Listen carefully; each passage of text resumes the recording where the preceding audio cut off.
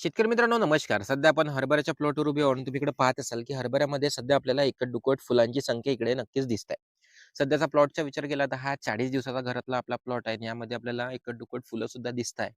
तर अशा कंडिशनमध्ये आपण हरभरा पिकामध्ये दुसरी फवारणी कोणती करावी ना, हा एक महत्त्वाचा प्रश्न असतो आणि हरभऱ्यामध्ये फुलांची संख्या जोमदार होण्यासाठी दुसरी फवारणी करणं देखील एक महत्त्वाचा असतं. म्हणून आजच्या या व्हिडिओमध्ये आपण हरभरा पिकाला आपण दुसरी फवारणीचं व्यवस्थापन कोणतं करावं ना, त्याबद्दलच इकडे चर्चा करणार आहोत.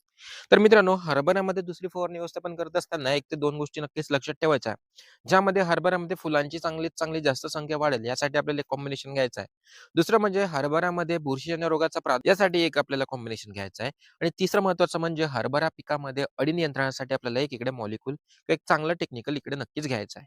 आणि तुम्ही जर अतिरिक्त विद्राव्य खत घेत असाल तर ते सुद्धा इकडेच नक्की घेऊ शकता. पण 3 गोष्टी आपल्याला नक्कीच मॅन्डेटरी घ्यायच्या आहे. एक फुलांची संख्या वाढवण्यासाठी, एक बुरशीनाशक आणि एक अळीनाशक. तर आजच्या या व्हिडिओमध्ये मी तुम्हाला झटपट ह्या तिन्ही मॉलिक्यूल सांगतो की आपण हरभरा या पिकामध्ये दुसरी फवारणी व्यवस्थापन करत असताना स्वस्त आणि मस्त कोणते टेक्निकल्स घेऊ शकतो. तर सगळ्यात महत्त्वाचं म्हणजे आपण पहिले जर विचार केला तर हरभऱ्यामध्ये फुलांची संख्या वाढली गेली पाहिजे.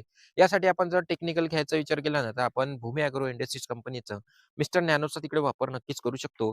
ज्यामध्ये आपल्याला जास्पोनिक ॲसिड हा टेक्निकल पाहायला मिळते. याचे रिझल्ट खूप चांगले आहे शेतकरी मित्रांनो. बऱ्याचशा शेतकऱ्यांना हरभराच नाही, सोयाबीन असो, कॉटन असो, तूर असो, मिरची असो, टोमॅटो असो, अशा पिकांमध्ये याचे चांगले रिझल्ट आलेले आहेत. म्हणून मी तुम्हाला इकडे रिकमेंड करत आहोत आणि याचा वापर आपल्याला फक्त 1 ग्राम प्रति एकड़ या पद्धतीनं करायचा आहे. तर तुम्ही हरभऱ्यामध्ये फुलांची संख्या वाढवण्यासाठी तुम्ही नक्कीच मिस्टर नॅनोचा वापर तिकडे करू शकता किंवा तुम्ही एनर्जी प्लस या टॉनिकचा सुद्धा वापर करू शकता. त्याचा सुद्धा वापर 30 एम-एल, 35 एम-एल प्रति पंपासाठी नक्कीच करू शकता. दुसरं महत्त्वाचं म्हणजे अळी नियंत्रणासाठी आपल्याला मॉलिक्यूल घेत असताना सोपं, स्वस्त मॉलिक्यूल घ्यायचं आहे. कारण आता जे सध्याची कंडिशन आहे ना, इथं अळी मला कमी प्रमाणात दिसत आहे. तुमच्याकडे जर जास्त प्रमाणात असेल ना, त्यासाठी पण मी सांगतो. तर तुम्ही इमॅमॅक्टिन बेंझोएट 5% चा वापर इकडे करू शकता. ज्यामध्ये तुम्ही प्रोक्लेम किंवा मिसाईल नावाचं टेक्निकल आहे, कंटेंट आहे म्हणजे ब्रँड नेमवाला जे काही हे आहे, त्याचा वापर तुम्ही नक्कीच तिकडे करू शकता. किंवा तुम्ही इकडे काली हंड्रेडचा वापर करू शकता. जर तुमच्या पिकामध्ये अळी जास्त असेल, तर तुम्ही काली हंड्रेडचा वापर करू शकता किंवा काली हंड्रेड आपण तिसऱ्या फवारणीमध्ये नक्कीच इकडे घेणार आहोत.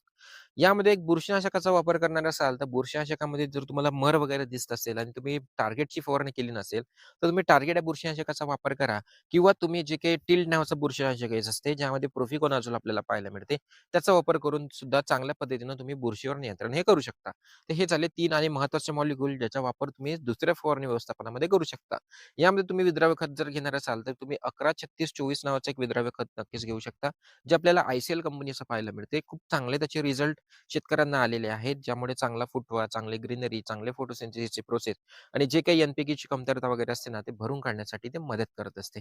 तर त्याचा वापर करत असताना 80 ग्राम प्रति पंपासाठी आपल्याला करायचा आहे. एकंदरीत हे चारही गोष्टी जर तुम्ही घेतल्या ना प्रॉपर, तर तुमच्या हरभरा या पिकामध्ये जोमदार वाढ, जोमदार फुटवा, जोमदार फुलांची संख्या आणि चांगल्या पद्धतीचं तुमचं हरभरा पीक आपल्याला पाहायला मिळणार आहे.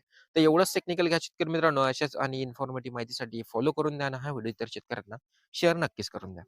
धन्यवाद.